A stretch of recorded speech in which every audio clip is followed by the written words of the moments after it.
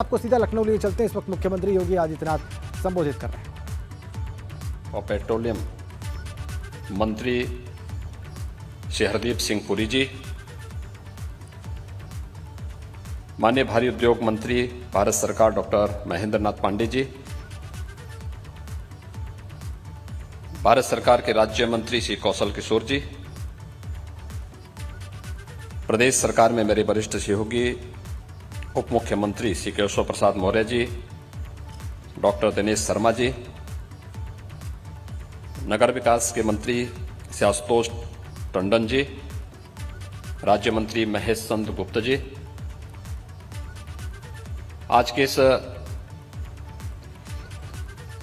3 दिवसीय कॉन्फ्रेंस कम एक्सपो में उपस्थित देश के लगभग 1 दर्जन से अधिक नगर विकास के माननीय मंत्रीगण,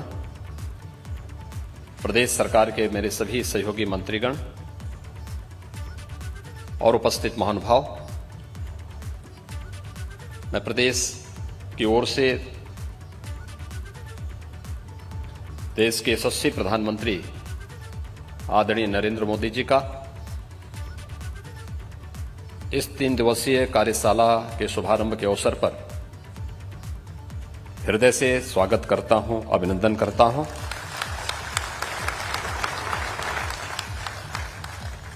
मैं आभारी हूं आदरणीय प्रधानमंत्री जी का कि उन्होंने इस महत्वपूर्ण कार्यशाला के लिए उत्तर प्रदेश की राजधानी लखनऊ को चुना है, क्योंकि देश की सबसे बड़ी आबादी के राज्य उत्तर प्रदेश के लिए अर्बनाइजेशन कितना महत्वपूर्ण है, यह विगत 4.5 वर्ष के दौरान प्रदेश के अंदर आदरणीय प्रधानमंत्री जी के मार्गदर्शन में, उनके निर्देशन में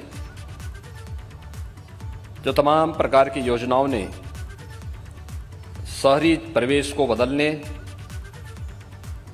और प्रत्येक नागरिक के जीवन में व्यापक परिवर्तन लाने में जो सफलता प्राप्त की है, आज यहां पर उसके कुछ उदाहरण प्रदर्शित प्रदर्शनी के माध्यम से भी देखने को और समझने को प्राप्त हो सकते हैं। उत्तर प्रदेश सरकार अपनी उन उपलब्धियों के साथ देश के सामने और देश के अंदर नई तकनीक और अर्बन डेवलपमेंट के क्षेत्र में जो कुछ नया देखने को मिल रहा है, यह सब उत्तर प्रदेश वासियों को और उत्तर प्रदेश के नगर निकायों को भी देखने को प्राप्त होगा।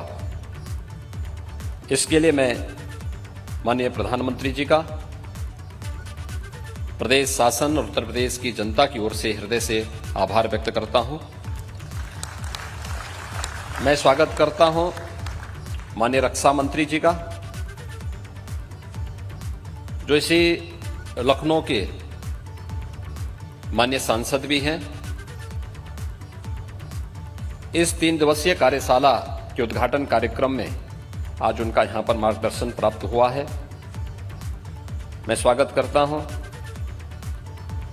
केंद्रीय आवासन और शहरी विकास के मंत्री माननीय श्री हरदीप सिंह पुरी जी का, जो निरंतर प्रदेश के विकास के लिए अपना सहयोग पूरी सकारात्मक ऊर्जा के साथ प्रदान करने के लिए सदैव तत्पर रहते हैं। मैं केंद्रीय मंत्री महेंद्र नाथ पांडे जी का, श्री कौशल किशोर जी का भी इस अवसर पर हृदय से स्वागत करता हूं। देश के लगभग 1 दर्जन से अधिक राज्यों के नगर विकास के मंत्रीगण भी इस अवसर पर इस 3 दिवसीय कार्यशाला में यहां पर उपस्थित हुए हैं। उन सब का भी मैं प्रदेश सरकार की ओर से हृदय से स्वागत करता हूं। मुझे इस अवसर पर बताते हुए प्रसन्नता की अनुभूति हो रही है कि उत्तर प्रदेश ने विगत 4.5 वर्ष के दौरान अर्बनाइजेशन में कुछ नई उपलब्धियां हासिल की। और खासतौर पर एक लंबे समय से जो मांग हो रही थी कि 25,000 की आबादी की जो बड़ी ग्राम पंचायतें हैं इनको नगर निकाय के रूप में मान्यता प्राप्त हो, शहरी क्षेत्र के नगरीय क्षेत्र के दायरे को विस्तार दिया जाए। 2017 के पहले उत्तर प्रदेश के अंदर कुल 654 नगर निकाय थे। आज इनकी संख्या बढ़कर के 734 हुई है और इन 734 नगर निकाय के माध्यम से प्रदेश की एक बड़ी आबादी को हम लोग बुनियादी सुविधाएं उपलब्ध करवाने का कार्य कर रहे हैं। स्वच्छ भारत मिशन इस देश के अंदर न केवल नारी गरिमा के लिए बल्कि प्रत्येक नागरिक के जीवन में स्वस्थ भारत की परिकल्पना को साकार करने में भी मील का पत्थर साबित हुआ है। आदरणीय प्रधानमंत्री जी ने 2 अक्टूबर 2014 को स्वच्छ भारत मिशन की घोषणा की थी और उस मिशन में सबसे बड़ी बाधा के रूप में उत्तर प्रदेश को देखा जाता था। 2017 के बाद उत्तर प्रदेश के अंदर ग्रामीण और शहरी क्षेत्र में 2,61,00,000 से अधिक व्यक्तिगत शौचालयों का निर्माण हुआ और मुझे बताते हुए प्रसन्नता है कि नगरीय क्षेत्र इस दिशा में उत्तर प्रदेश के अंदर हमारे 652 जो नगर निकाय हैं ये पहले ही ODF हो गए थे, जिनमें से 595 ODF प्लस के लक्ष्य को भी प्राप्त कर चुके हैं और 30 नगर निकाय ODF प्लस प्लस के लक्ष्य को प्राप्त करने में जिन्हें सफलता प्राप्त हुई है। आजादी के बाद एक सपना था आवास का, हर गरीब के पास अपना आवास हो। आवास के नाम पर टोकन मनी नहीं बल्कि उसको पूर्ण आवास प्राप्त हो। यह सपना आजादी के बाद 2014 में साकार होता हुआ दिखाई दिया और मुझे बताते हुए प्रसन्नता है कि उत्तर प्रदेश ने ग्रामीण और शहरी क्षेत्र में अब तक 42 लाख से अधिक परिवारों को एक एक आवास उपलब्ध करवाया है और उत्तर प्रदेश के अंदर अगर शहरी क्षेत्र में हम देखेंगे तो 17 लाख से अधिक लोगों को ये आवास हम उपलब्ध करवा चुके हैं, जिनमें 9 लाख आवास बनकर के तैयार हुए हैं। आदरणीय प्रधानमंत्री जी के कर कमलों से आज 75,000 आवासों में गृह प्रवेश का कार्यक्रम भी कुछ ही देर में प्रारंभ होगा।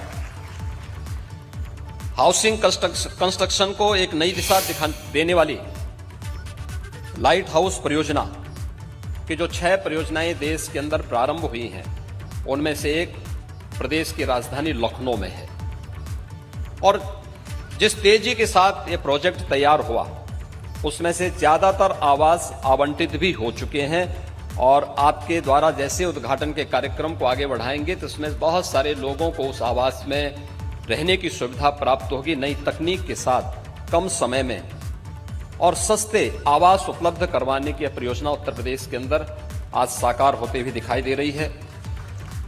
महोदय, मुझे बताते हुए प्रसन्नता है कि अमृत योजना के अंतर्गत उत्तर प्रदेश के 60 नगर निकाय के अंदर 11,421 करोड़ रुपए की लागत की पेयजल की, सीवरेज की, ग्रीन बेल्ट को डेवलप करने की और पार्क के निर्माण की परियोजनाएं अब तक पूरी हो चुकी है। एक बड़ी आबादी को इन सभी बुनियादी सुविधाओं से आच्छादित करने इन सभी योजनाओं के माध्यम से हमें सफलता प्राप्त हुई।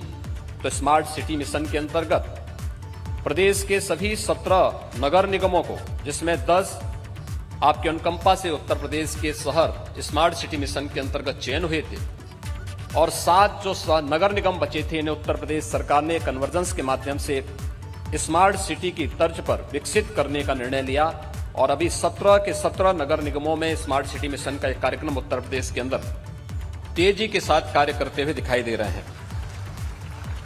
महोदय, पूरे देश, पूरी दुनिया ने इस सदी की सबसे बड़ी महामारी कोरोना के दौरान आपके नेतृत्व, आपके मार्गदर्शन और आपके सानिध्य को बहुत नजदीक से महसूस किया है। कोरोना प्रबंधन में WHO और दुनिया की उन तमाम संस्थाओं ने आपके नेतृत्व की और आपके मार्गदर्शन की भूरी भूरी प्रशंसा की है और मुझे बताते हुए प्रसन्नता है जब उत्तर प्रदेश में आज इस कॉन्फ्रेंस के उद्घाटन कार्यक्रम के लिए आपका अमूल्य समय प्राप्त हुआ है। उत्तर प्रदेश 11 करोड़ डोज उत्तर प्रदेश के नागरिकों को कोविड वैक्सीन के अब तक देने में सफलता प्राप्त हुई है। हम लगभग 8 करोड़ लोगों के कोविड टेस्ट भी अब तक संपन्न कर चुके हैं। और मुझे बताते हुए प्रसन्नता है कि आत्मनिर्भर भारत के उस लक्ष्य को प्राप्त करने के लिए पीएम स्वनिधि योजना, जो स्ट्रीट वेंडर के लिए आजादी के बाद पहली योजना प्रारंभ हुई थी, स्ट्रीट वेंडर के लिए उत्तर प्रदेश के अंदर अब तक 7 लाख से अधिक स्ट्रीट वेंडर को हम लोगों ने बैंकों से लोन उपलब्ध करवाने में सफलता प्राप्त की है। और हमारा प्रयास है कि बहुत शीघ्र जो बचे हुए लगभग 1.5 लाख अन्य स्ट्रीट वेंडर हैं, उनको भी हम इस सुविधा से आच्छादित करने में हमें सफलता प्राप्त होगी। महोदय, आपका हमेशा से इस बात पर जोर रहा है कि शहरी क्षेत्र में पब्लिक ट्रांसपोर्ट का सिस्टम बेहतर होना चाहिए, और इसके लिए आज आप पहले से उत्तर प्रदेश के अंदर आपके मार्गदर्शन में 40 इलेक्ट्रिक बसेस पहले से संचालित हैं, और आज आपके कर कमलों से 75 ऐसी बसेस, इलेक्ट्रिक बसेस का संचालन आपके कर कमलों से प्रारंभ होने जा रहा है। और आने वाले समय में उत्तर प्रदेश के 14 नगर निकायों में 700 बसेस के संचालन की कार्रवाई भी हम लोगों की प्रक्रिया के अधीन है। उसको हम बहुत शीघ्र प्रदेश के अंदर, आज से जो प्रक्रिया आपके कर कमलों से प्रारंभ होगा, उसको बहुत शीघ्र यहाँ पर लागू करेंगे। साथ ही साथ मेट्रो के लिए, जो पब्लिक ट्रांसपोर्ट का एक बेहतरीन माध्यम है, 2017 के पहले उत्तर प्रदेश का एक भी नगर निकाय मेट्रो से नहीं जुड़ा हुआ था। आज उत्तर प्रदेश के 4 नगर निगम, लखनऊ, गाजियाबाद, नोएडा और ग्रेटर नोएडा में मेट्रो का सफलतापूर्वक संचालन हो रहा है। कानपुर में नवंबर के अंत तक मेट्रो का संचालन हो जाएगा। आगरा में मेट्रो का कार्य युद्ध स्तर पर चल रहा है। और साथ ही साथ अगर हम देखें तो रीजनल रैपिड ट्रांजिट सिस्टम यानी रैपिड रेल दिल्ली, गाजियाबाद, मेरठ, इस पर युद्ध स्तर पर कार्य चल रहा है।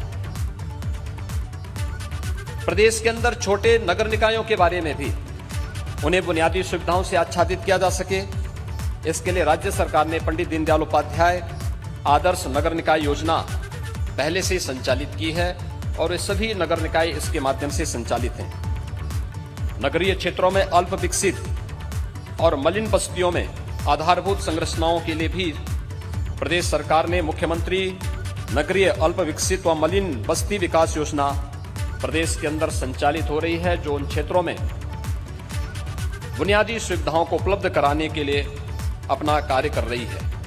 महोदय, आपके मार्गदर्शन में प्रयागराज कुंभ को देश ने और दुनिया ने देखा है।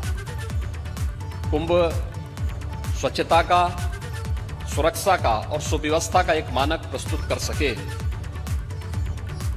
आपका जो मार्गदर्शन और नेतृत्व प्राप्त हुआ था, उस समय प्रयागराज कुंभ ने उस अभियान को आगे बढ़ाने का कार्य किया था, और प्रयागराज कुंभ ने कुंभ को एक नई दिशा देने का कार्य किया था।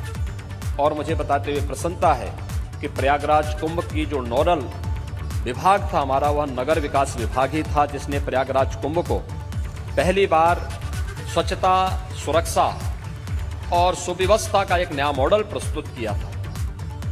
क्योंकि कुंभ के बारे में इस बात की चिंता थी कि ट्रैफिक मैनेजमेंट कैसे होगा, सुरक्षा की व्यवस्था कैसे होगी। स्मार्ट सिटी मिशन के अंतर्गत प्रयागराज के अंदर जिस integrated command and control centre का उद्घाटन आपने किया था, उस कमांड एंड कंट्रोल सेंटर ने केवल प्रयागराज कुंभ में ट्रैफिक की व्यवस्था के व्यवस्था संचालन में अपना योगदान दिया था, बल्कि प्रयागराज कुंभ में आने वाले 24 करोड़ श्रद्धालुओं को सुरक्षा उपलब्ध करवाने में भी वहां की व्यवस्था ने बहुत बड़ा योगदान दिया था। और वह कार्यक्रम इस अवसर पर प्रारंभ हुआ।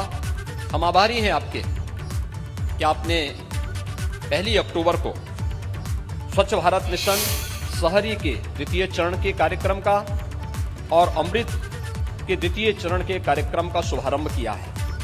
आपने लक्ष्य रखा है कि नगरीय क्षेत्र को पूरी तरह कचरे से मुक्त रखा जाए। शहरों को प्राप्त होने वाला जो जल है उसको सुरक्षित रखने की जो आपका संकल्प है।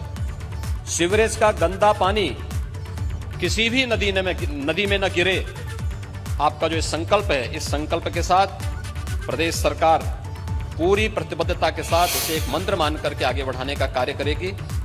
हमें पूरा विश्वास है कि 3 दिवसीय ये कार्यशाला आपके मार्गदर्शन में सफलता की नई ऊंचाइयों को प्राप्त होने के साथ साथ एक दूसरे राज्य में जहां कहीं भी कुछ अच्छा हो रहा है उसको हम अंगीकार करने में सफल होंगे। मैं एक बार फिर से इस पूरे कॉन्फ्रेंस के लिए की सफलता के प्रति अपनी शुभकामनाएं देता हूं। आदरणीय प्रधानमंत्री जी का, माननीय राज्यपाल महोदय का, माननीय केंद्रीय मंत्रियों का, अन्य सभी आगत अतिथियों का हृदय से स्वागत अभिनंदन करता हूं। धन्यवाद। जय हिंद।